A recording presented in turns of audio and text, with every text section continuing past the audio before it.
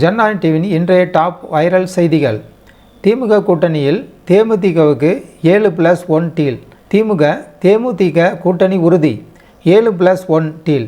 தமிழக அரசியலில் இன்று ஒரு மிகப்பெரிய திருப்பு முனை ஏற்பட்டிருக்கிறது. பழம் நழுவி பாலில் விழும் என்று மறைந்த முன்னாள் முதல்வர் கலைஞர் கருணாநிதி அவர்கள் 2016இல் சொன்ன அந்த வார்த்தை சரியாக 10 ஆண்டுகள் கழித்து இன்று நிஜமாகியுள்ளது.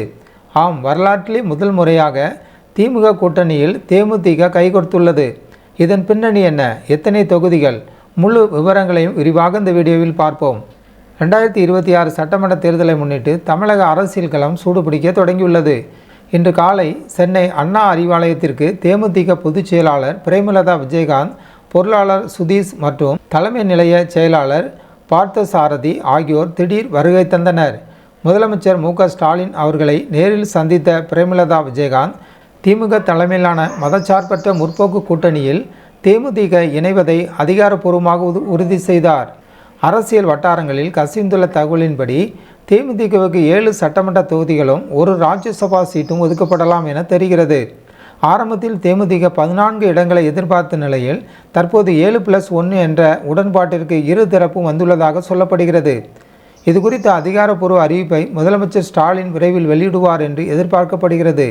இந்த கூட்டணி திமுகவின் வாக்கு வங்கியை மேலும் வலுப்படுத்தும் என்பதில் சந்தேகமில்லை.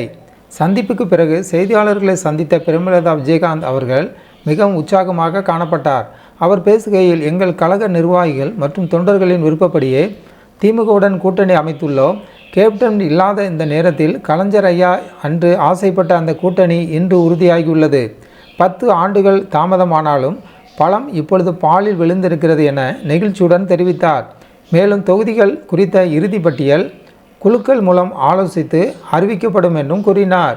தேமுதிக நீண்ட காலமாக அதிமுகவுடன் பயணிக்கக்கூடும் என்று எதிர்பார்க்கப்பட்ட நிலையில் திடீரென திமுக பக்கம் சாய்ந்தது அதிமுக தரப்பில் பெரும் அதிர்ச்சி ஏற்படுத்தியுள்ளது.